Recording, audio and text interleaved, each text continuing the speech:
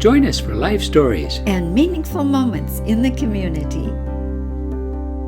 Hey there, so glad you're here. Here's a question. What do you see going on in the world? Well, there's a lot.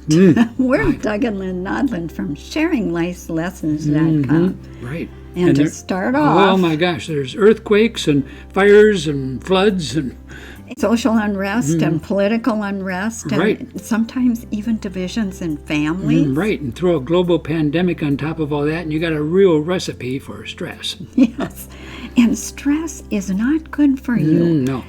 It can affect every system of the body, and you want to know how to take care of yourself because it's easy to be distracted. Right, and when you do, you can get those little things that happen along the way. It's called a wake-up call. A wake-up call. And that wake-up call can be little, like maybe you feel tired or overwhelmed, but it can be big, like a heart attack. And we don't want that for you or for any of us. Right. So let's look at how we can react to stress to make it better. Charles Swindoll said, life is 10% what happens to you and 90% how you react to it. What we found is that what you see and focus on is what you become. Wayne Dyer said, attitude is everything, so pick a good one. In other words, it's when you see all those negative things, it's easy to influence your attitude. You can become sad, cynical, feel defeated, and even lose motivation. And it's not like you want to stick your head in the sand. If you can change your thinking, it's well worth doing. As Norman Vincent Peale said, a positive thinker does not refuse to recognize the negative, he refuses to dwell on it.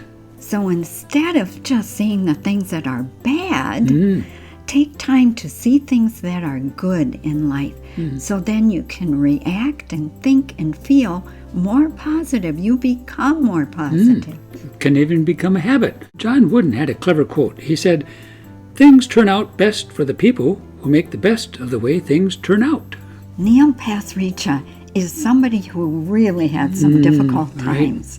His job wasn't going well. His wife asked for a divorce. Yep, and his best friend even committed suicide. Yes.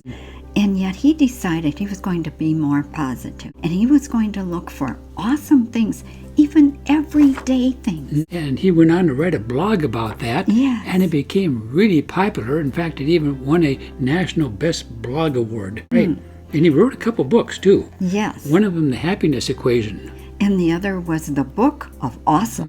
And in there he talks about the 3 A's of awesome that help you become more positive. And the first A is attitude. It's about having a positive mindset, even though life doesn't always turn out as planned. And it's about having that mindset that when things go wrong, you have choices in how you look at it. It's so true. Second is awareness. It's about being like a curious child, experiencing things as new and trying new things and being just awed and entranced by life. Number 3, authenticity. To be authentic is to show your uniqueness. You don't have to be perfect with your dress or what you do. It's what makes you uniquely you. And Pasricha talks about NFL legend and all-star Rosie Greer, who had a unique hobby, needlepoint. He even wrote a book, Needlepoint for Men. So what about you? What are you seeing in life? We all know there's good and bad in this world. When you focus on the bad, you can become more negative. Right. But when you focus on the good, you can become more positive. And as Tony Robbins says, where your focus goes, energy flows. The circumstances remain the same. It's what you see and focus on that changes. So true. And also contributes to what you will become. We'd love to hear your thoughts. You can contact us at WeCare at SharingLifeLessons.com. Bye for now. Bye-bye.